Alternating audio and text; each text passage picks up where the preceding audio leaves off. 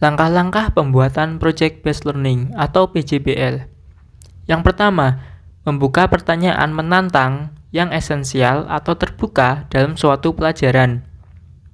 Yang kedua, merencanakan proyek atau desain perencanaan. Yang ketiga, menyusun jadwal aktivitas. Yang keempat, mengawasi jalannya proyek atau guru memonitor aktivitas siswa.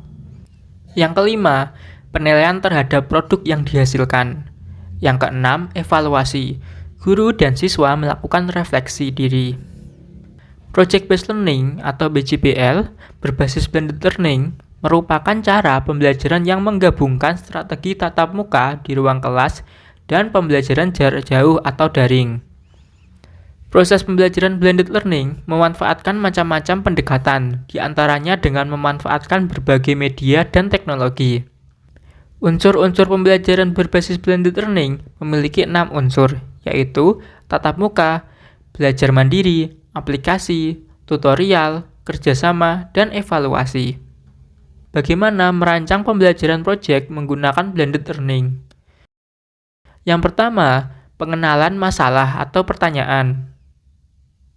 Yang kedua, mendesain perencanaan proyek.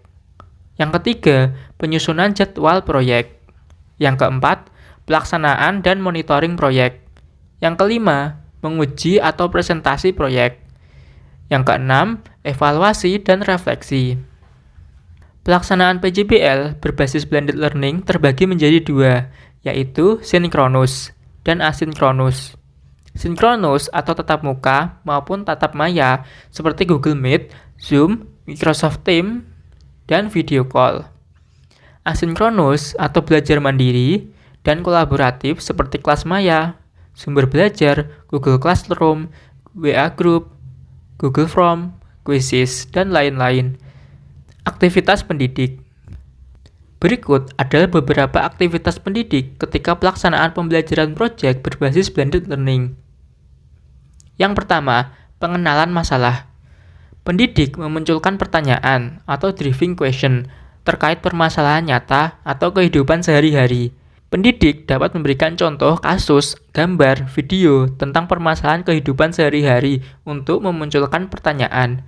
Selanjutnya, mendokumentasikan seluruh pertanyaan yang disampaikan peserta didik. Yang kedua, mendesain perencanaan proyek. Pendidik membagi kelompok dan menjelaskan tugas serta peran masing-masing anggota kelompok. Pendidik membimbing masing-masing kelompok dalam berdiskusi merancang perencanaan proyeknya.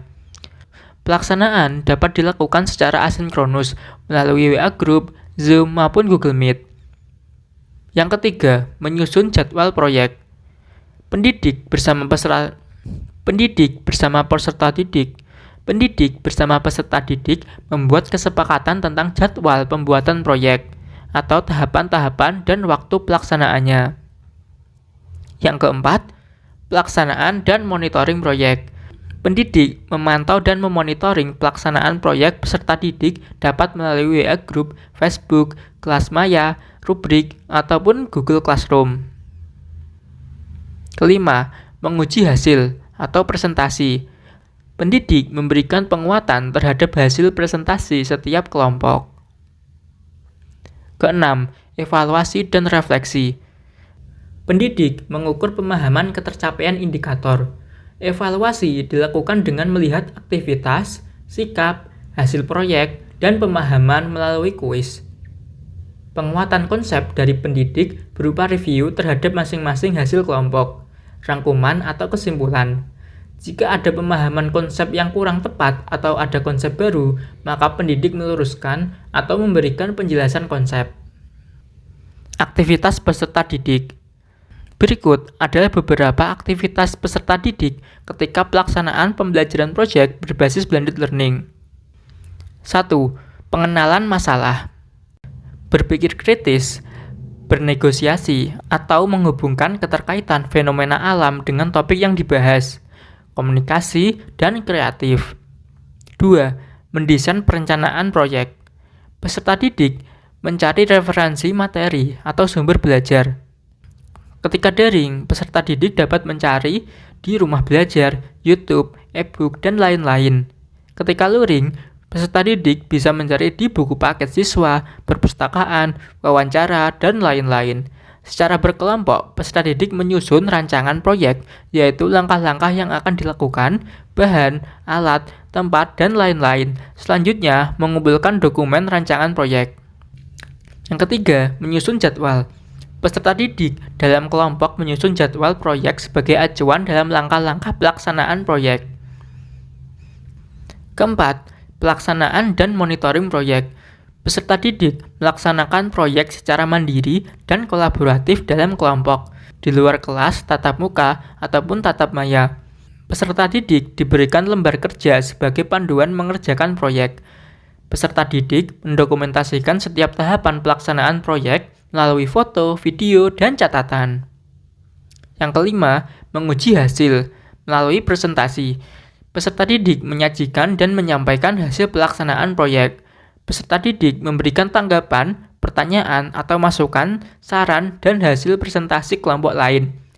Peserta didik mendapatkan pendalaman pemahaman konsep saat memperoleh informasi dari hasil presentasi kelompok lain. Yang keenam, evaluasi dan refleksi. Peserta didik memaparkan laporan.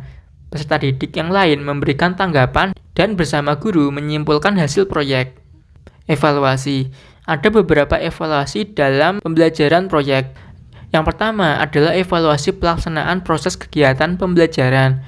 Bisa melalui luring maupun daring dengan model pembelajaran berbasis proyek.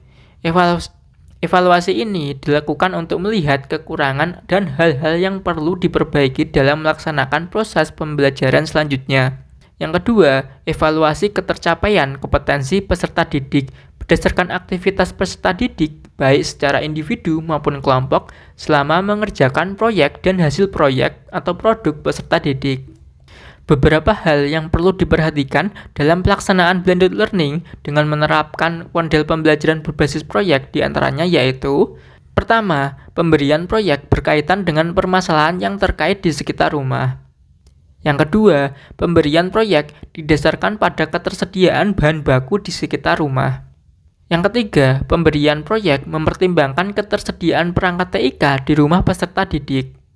Untuk mengetahui contoh RPP-nya, bisa diakses melalui link berikut: https://belajar.kemendikbud.go.id/bdr/ Demikian langkah-langkah pembuatan project based learning berbasis blended learning.